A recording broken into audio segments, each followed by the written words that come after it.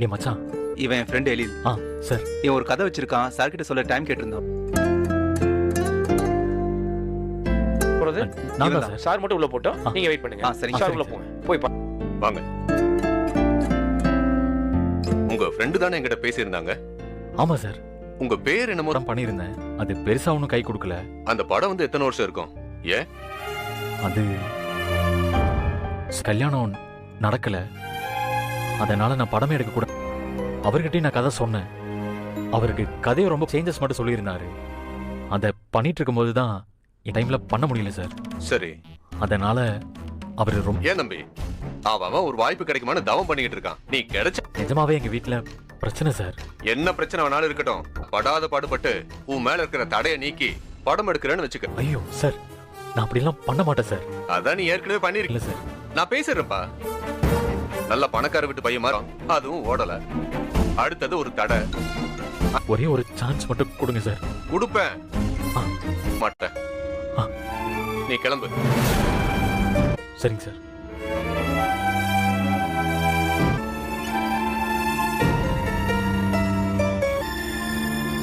என்னாச்சு டேலில்?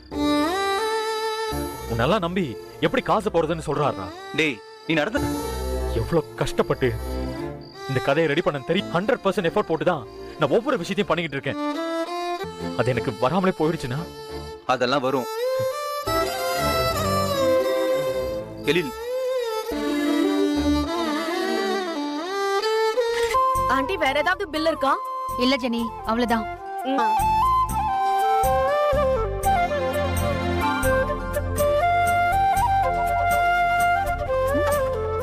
நான் பாத்துக்கிறேன். இனியா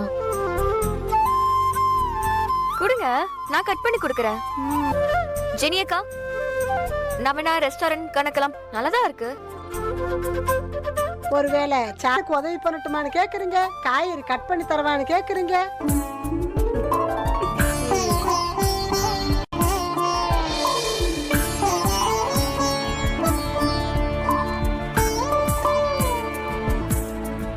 அம்மா கிட்ட இருந்து ஏதோ ஒண்ணு வேணும் இல்ல?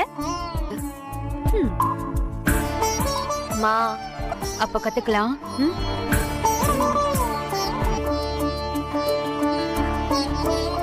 இல்ல வேலை பாக்குறவங்க கூட எப்படி நான் உனக்கு கத்து தரட்டுமா? சரி, நான் கத்துக்கிட்டு இனியாக்கும் கத்து கொடுப்பேன். தரேன்.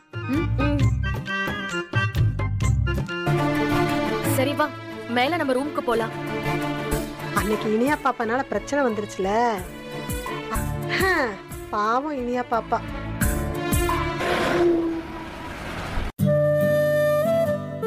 எழில் எப்போ வருவா அமர்த்தா? இன்னும் கொஞ்ச நேரத்துல வந்துருவாருமா. அப்போ இதுக்கும் அந்த வாட்டி தானா? தாத்தா அப்படிங்க பாட்டி. ஏமா, ராத்திரி ஒரு வேளை தான் எல்லாரும் கொஞ்சம் முன்ன பின்ன போட்டா என்ன ஆயிர போகுது? ஒன்னும் ஆகாது, விடு. சரி. புது ப்ராஜெக்ட் ஒன்று கமிட்டா இருக்கேன் தாத்தா. அதனால தான் கொஞ்சம் டீல். நான் சொன்னா கேட்கவே மாட்டேங்கிறான். கொஞ்ச நாள் தான் தாத்தா, அப்புறம் சரி. மேல தூங்கிட்டு இருக்கா. ஓ சரி, வச்சுக்கோ. அட வாங்கிக்கோ. நீ வர குடுக்குற? அக்கௌண்ட்ல போடுற பணத்தை நீ எடுக்கவே மாட்டேங்கிற. அதோட சேர்த்து இதையும் வச்சுக்கலாம்ல. இந்தா, உனக்கும் செலவு இருக்கும்ல, வச்சுக்கோ நீயே. எனக்கு என்னமோ கடன் வாங்குற மாதிரி இவ்வளவு யோசிக்கிற. குடிமா. அதெல்லாம் ஒண்ணு வேணாண்டா. என்னம்மா வீடு சொல்லமா? வேணாண்டா, எனக்கு வேண்டாம், நீயே வச்சுக்கோ. வரேன்.